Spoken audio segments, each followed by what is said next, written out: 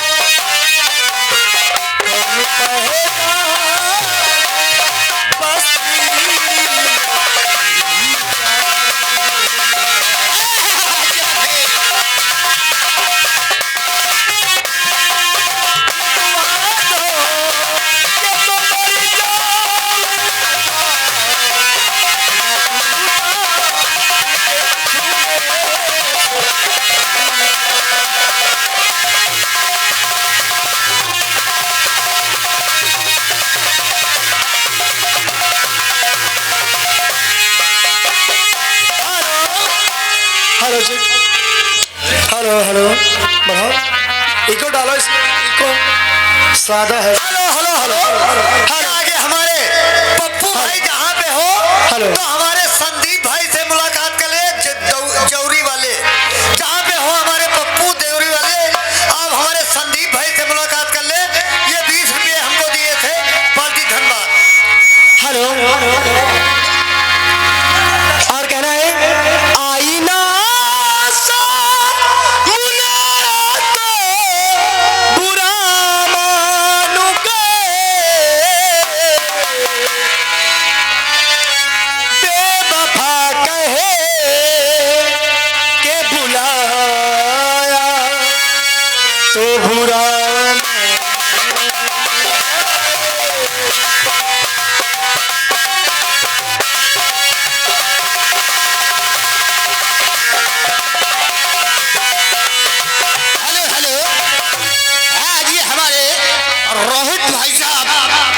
मुझे निवासी ये 20 रुपये लौटा कहाँ से आएगा?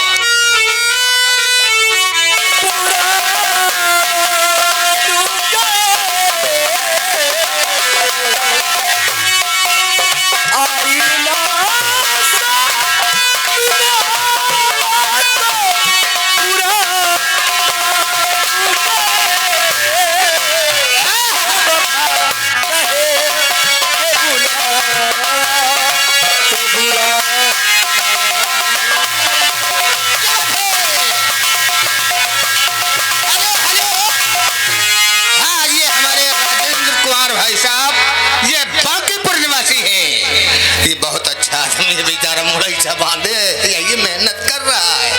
ये फुट्टा रुपया हमका 5-5 का सिक्का दे से पार्टी की तरफ से धन्यवाद है। उनकी हारे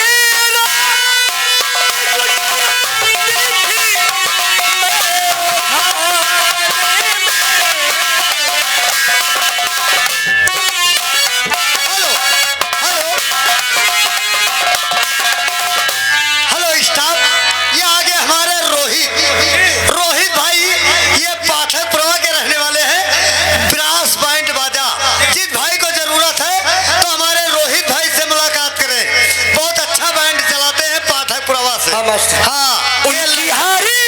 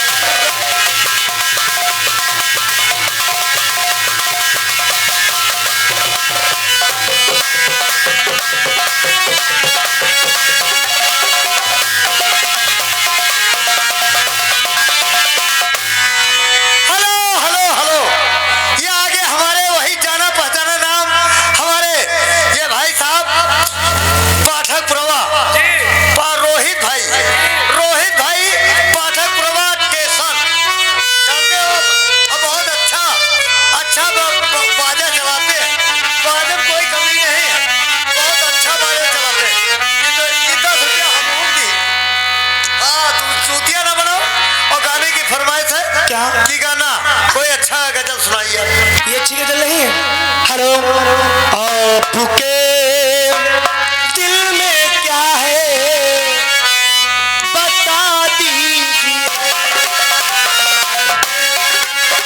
दिल में क्या है बता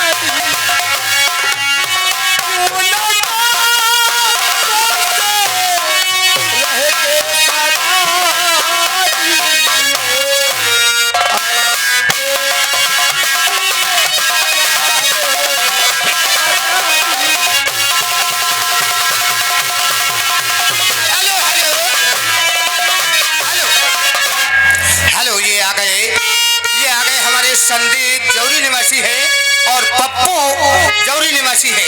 ये दोनों भाई साहब हैं। ये 10 रुपए का पुरस्कार दिए हैं। पार्टी की तरफ से उन्हें लाख लाख धन्यवाद है।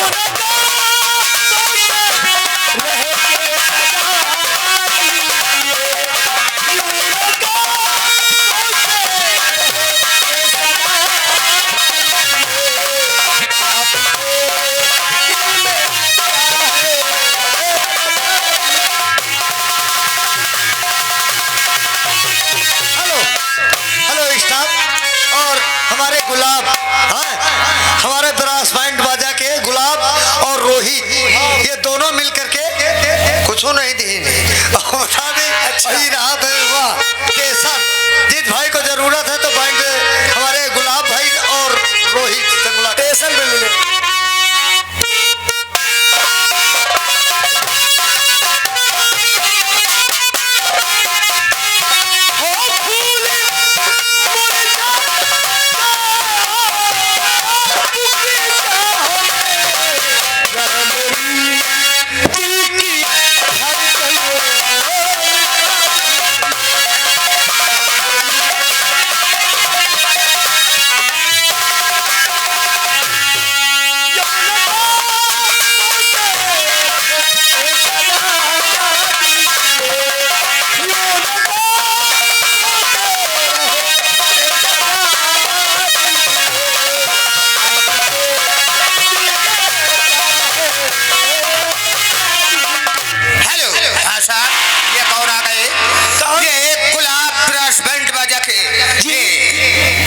है। ये 10 रुपए का पुरस्कार दिए हमें, कहते भाई गाना हमारा गवा दीजिए।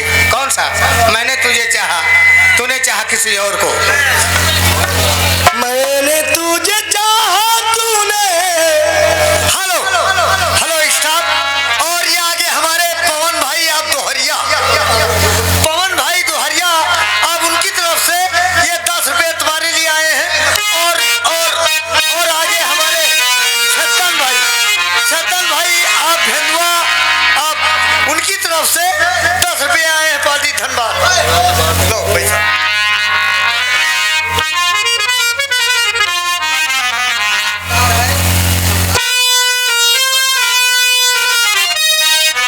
मास्टर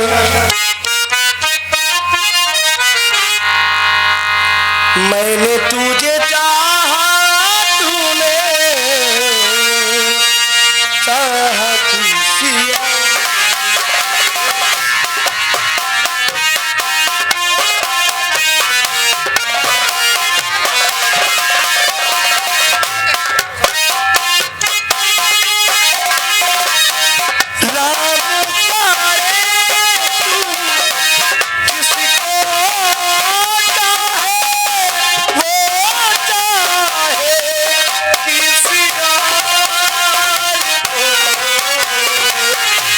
मैंने तुझे चाहा, तूने चाहा किसी और।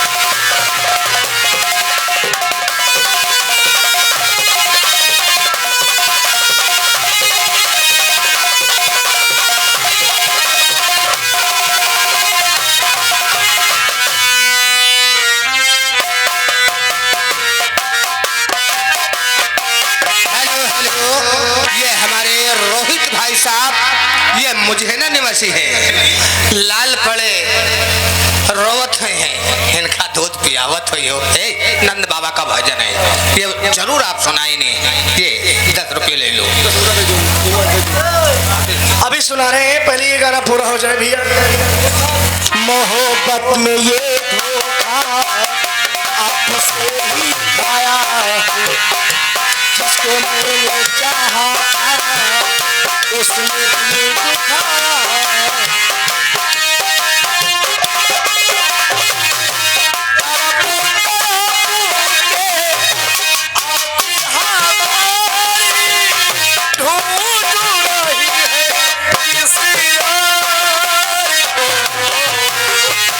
मैंने तुझे चाहा तूने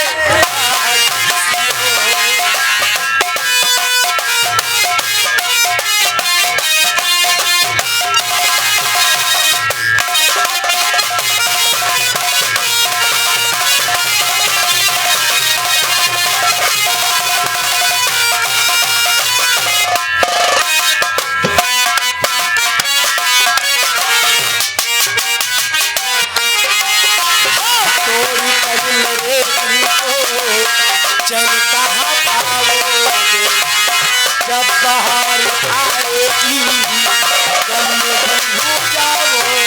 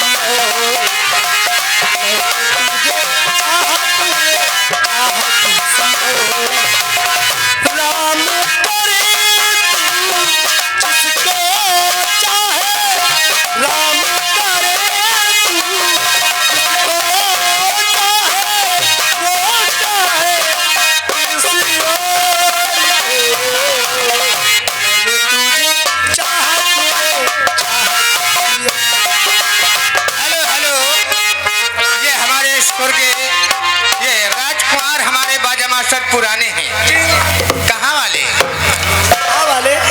दरियाबाद जी। बहुत अच्छे बाजा मास्टर। क्यों नहीं? और उनके सपुत्र प्रदीप भैया हमारे जी ये तुम्हारी स्टेज पर खुश होकर 20 रुपये दिए हैं पार्टी पर। और उनके लिए कहना है खास तौर से, क्या कहना है मास्टर? बाखुदा तो मुझे कोई तमन्ना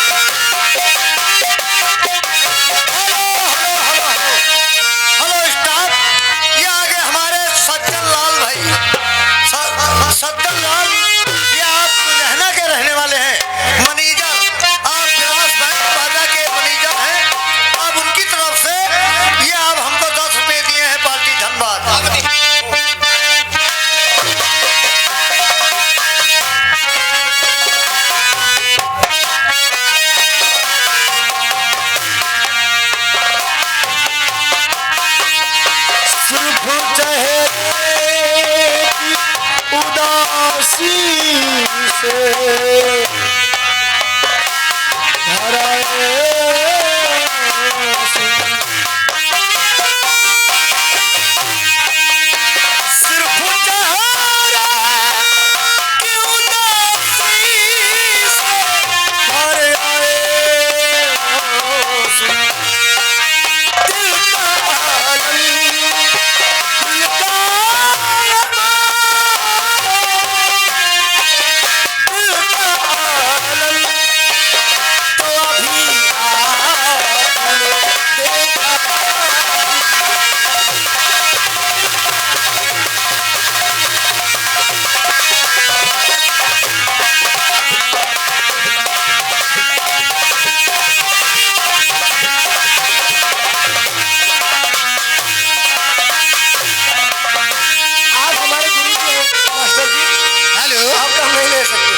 हमारे घनश्याम मास्टर भाई साहब। राधे श्याम जी। हाँ, राधे श्याम घनश्याम दोनों भैया जुड़वा है। जी। ये गंगरेले निवासी है। हाँ रानी मोह आप फैजाबाद जी ये बेचारे बड़ी मेहनत करत हैं जी। आओ ना बेटिया, तुम लियो तो भैया मास्टर नहीं। हमारे यहाँ हम पान खा ले। नहीं मिठाई लाल इधर आओ, सामने हमारे इधर आओ। उन्होंने हमको दिए 10 रुपए, 1 मिनट। अब ये 10 रुपए हम उनको दे रहे हैं, जाओ। और ये आगे हमारे पवन प्रधान भाई, आप मुझे ना करने वाले हैं, उनकी तरफ से तुम्हारे लिए दिए हैं। पर गाने की फरमाइश कौन है? नदिया के पार डोले हवा। पहले ये गजल हो जाए। हाँ,